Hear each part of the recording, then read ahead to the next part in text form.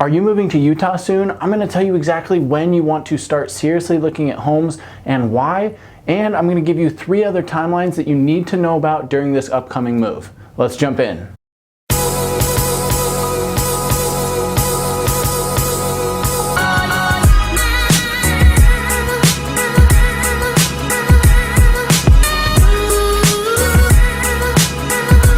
What's up guys, it's Cody. So like I said, in this video, we're going to be talking a little bit about when you need to seriously start looking at homes and actually get serious about running the numbers on them, making sure it's an area that you want to live in, and potentially looking at it as if you were going to make an offer. And for the sake of this video, I'm talking about buying a home specifically. This is not going to really pertain to the renting side of things, because if you're renting, that's a little bit different of a process, and my main specialty is helping people buy homes when they make that move here to Salt Lake City or anywhere else here along the Wasatch Front. So we're mainly talking about buying a home here, and I want to explain this because there's some very specific requirements that you need to know about, mainly on the lending side, but also on the actual timeline side, you know, making that move from wherever you are to Utah specifically, that you really need to know about. So make sure you keep watching all the way to the end so you have a realistic idea of how these timelines are going to play together and what exactly you need to know for this upcoming move. Now, the short answer to this question is realistically about 1 to 3 months, but I need to explain a little bit about the reasoning behind it so that you have an actual idea of why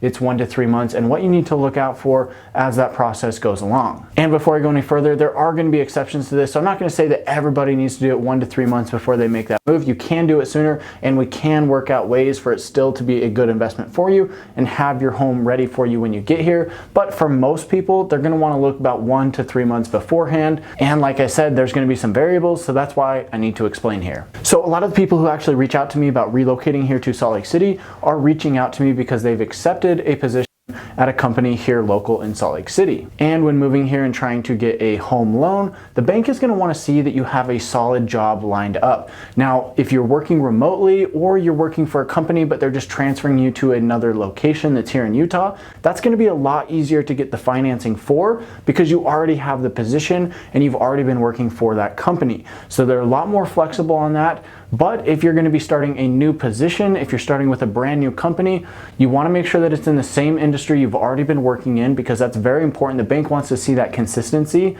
that you're not jumping from one industry to a completely different industry. So make sure it's the same industry. And if it's going to be at a new company altogether, the bank is usually going to want to see that you have your first paycheck. With everything going on in the world right now, the banks have really tightened their guidelines and tightened down what they're looking for when it comes to this. Before, we used to just be able to get away with seeing a salary letter or a job offer or something that was accepted saying, yes, you have a job when you get here to Salt Lake. But now the banks have changed that, and in a lot of cases, they're going to want to see that you've actually started your new position and you've received that first paycheck. When you're moving here from out of state or out of the country even, there's a lot of variables that are going to come into play when trying to buy a home that you're not going to face if you were just moving from the next city over. That's why relocation is such a big deal, and there's so many of these factors that you really need to know about, and that's why you need me on your side. If you're thinking about making that move here, let's talk about it now. Get in touch with me, call me, text me, or email me. Just get a hold of me any way that you need to so we can have that chat about the type of home and lifestyle that you want to, and also discuss some of these factors and variables that you're going to want to know about that will be specific to your situation. And on that note, that's actually the second timeline that I want to talk about here today, when to actually get in touch with me. My recommendation is always get in touch with me as soon as possible. It's best for us to open up that line of communication so we can really start figuring out what your situation is and what actions you can take now to really make this move as easy as possible. A lot of you guys are going to be out 3 months, 6 months, even a year before you're making that move here, but it's really important to get in touch with me now so we can open up that conversation and start figuring out your situation specifically. So really guys, don't wait around on this. Let's get in touch right now and start figuring this out. All right, the next timeline you need to know about is when you should start your home search online and start looking at these properties that are actually for sale. Now, the thing you need to know about Utah is that the market is moving very quick. You'll see homes on there today, and by the end of the week, they're going to be gone. So you need to know that the market is moving very quickly, but I recommend to start looking at homes right away so you can really get a feel for what is out there and what you get for your money in each specific area. When you get in touch with me, I'm going to help you set up a home home search that will narrow down exactly what you're looking for, the areas that you're interested in, your price range, and the features that you need. And it will start sending you new properties every single day, so you can really get an idea of, okay, if I spend this amount of money in this city, I can expect to get this type of home. That's going to be very crucial, so that when you get to the point where we're actually looking at homes in person, you kind of have a good idea if it's a good deal or not. I, of course, can always help guide you in that. I always pull up what homes are selling for in that neighborhood to help make sure that you're not going to overpay for the home.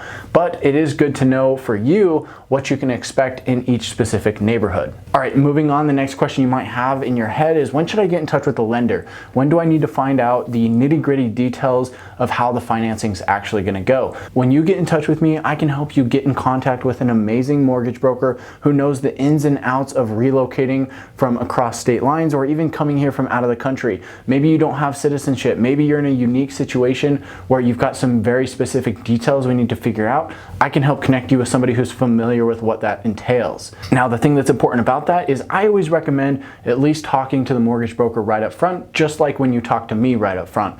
You don't need to do a full application right up front, especially if you're not going to be moving here for, let's say, 6 months or maybe a year. You don't need to do that, but it's always good to have that first initial conversation to know where you stand financially.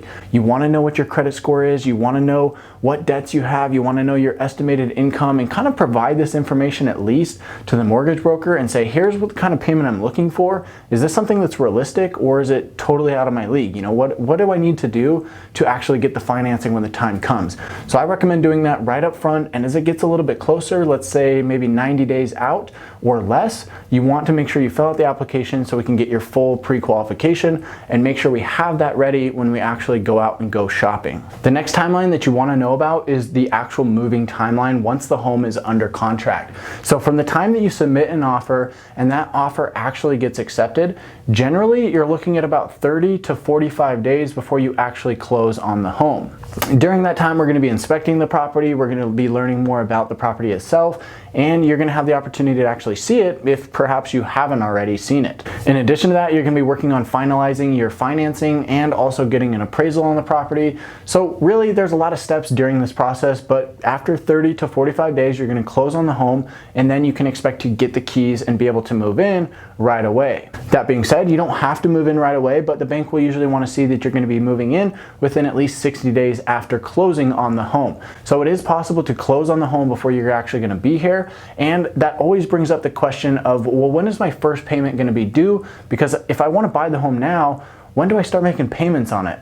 This is really crucial because when you have a mortgage, you actually pay for the month behind. Now, let me explain this because this can get a little bit confusing. Let's say that right now it's in the middle of May roughly, and we put a home under contract today. You're going to actually close on that home in about 30 days, like we just talked about. So that means that you're closing in June. Now, from the day that you close in June, let's say it's June 15th, through the end of June, you're going to pay a half month's worth of payment at closing. You're basically paying from June 15th through June 30th on the day of settlement. So you're going to pay a half payment.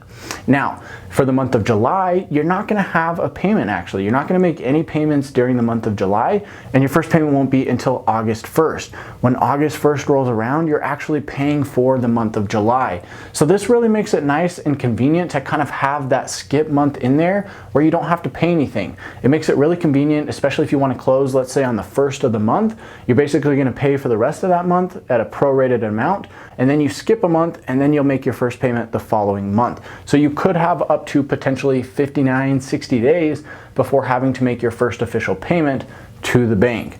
There's a lot of ways to line this up, guys. I know it can get a little bit confusing, but I hope that helps explain a little bit about how the timelines work. I hope this video was helpful for you. If you haven't already, make sure to subscribe to the channel. Give me a thumbs up here on this video if you like this content and want to see more of it, and I'll catch you guys in the next one.